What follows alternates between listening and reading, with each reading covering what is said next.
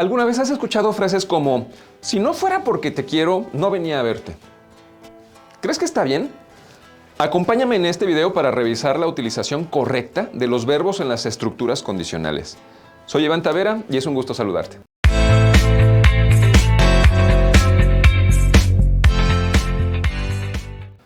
Además de diferenciar entre el uso del modo indicativo para expresar acciones reales y del modo subjuntivo para expresar suposiciones o deseos, es importante poner atención en dos estructuras condicionales. La primera de ellas es la que expresa una mera posibilidad, algo que es poco o nada probable que suceda. Este tipo de oraciones se identifican porque tienen una parte condicional marcada por palabras como sí, cuando y aunque, y una parte resultado, que ocurre como consecuencia de que se cumpla la condición. Cada parte contiene un verbo, el cual debe estar conjugado en determinado tiempo y modo. El verbo de la parte condicional debe estar conjugado en pretérito del modo subjuntivo. Por ejemplo, amara, comieran, fueran o pintarse. Mientras que el verbo de la parte resultado debe estar en pospretérito, es decir, amaría, comería, sería o pintaría. Esto sin importar el orden en el que aparezcan en el enunciado. Veamos algunos ejemplos. Si la luna fuera de queso, un ratón se daría un banquete con ella. El verbo fuera es un ejemplo de pretérito imperfecto del subjuntivo y daría está en pospretérito. No podría odiarte aunque quisiera. En este caso sucede al revés. Podría está en pospretérito y quisiera en pretérito imperfecto del subjuntivo.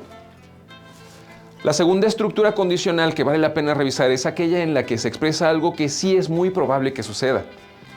Aquí, el verbo de la parte condición se conjuga en presente del modo subjuntivo, mientras que el verbo de la parte resultado aparece en futuro. Aunque digas que no perdonarás a tu hijo, sé que lo harás. En este caso, en la parte condición el verbo decir se presenta conjugado en segunda persona del singular y en presente del subjuntivo. En la parte resultado, el verbo hacer en la misma persona, pero en futuro.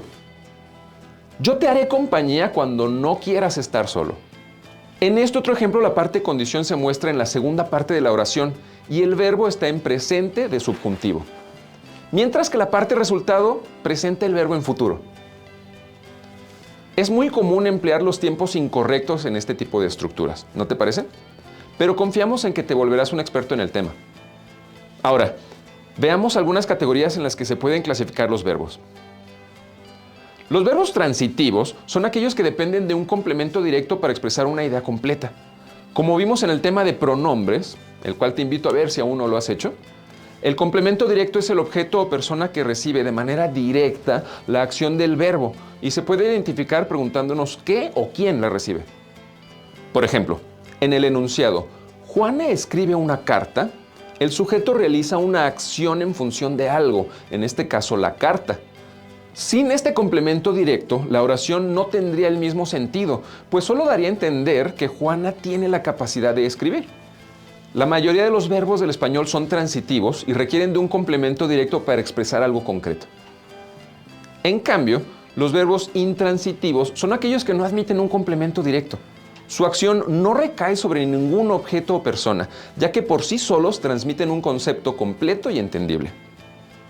Por ejemplo, si el enunciado «Pedro murió algo» no tiene sentido, es porque el verbo morir es intransitivo y no admite complemento directo. Basta decir Pedro murió para entender lo que le sucedió. Una forma de determinar si un verbo es intransitivo es agregando el pronombre lo, antes o después del mismo. Las expresiones lo murió o morirlo no tienen sentido. Por último, veamos los verbos personales e impersonales. Los verbos personales son aquellos que expresan persona y número y permiten identificar el sujeto cuando éste no aparece en el enunciado.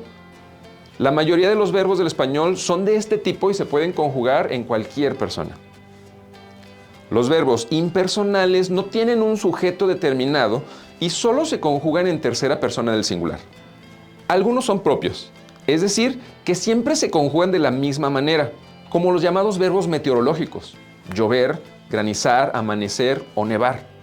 Otros como haber, hacer, ir y ser se consideran impropios porque solo se utilizan como impersonales en ciertos contextos.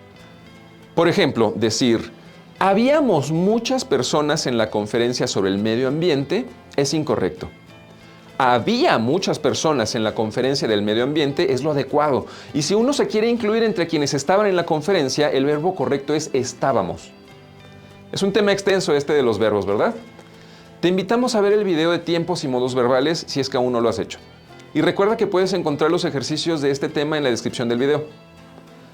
No olvides suscribirte al canal y darle clic a la campanita para recibir las notificaciones cada vez que subamos un nuevo video. Yo soy Iván Tavera y fue todo un placer acompañarte.